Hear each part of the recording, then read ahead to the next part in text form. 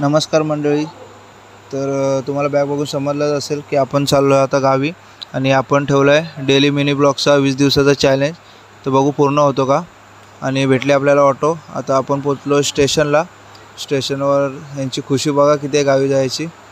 तर आता आपण पोचलो दिव्याला आणि दिव्याला आहे भली मोठी लाईन. तर बघूया आता आपला नंबर लागतो का आणि दरवाजे कधी उघडत आहेत.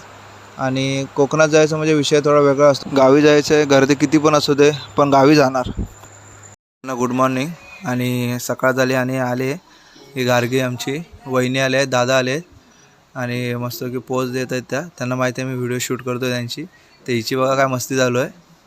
आणि आहे दादा जे की सकाळी आले आणि ते उतरणार आहेत रत्नागिरीला. आणि आमची काकी काकी बघा कशी एकदम खुश आहे गावाला जायचं तर.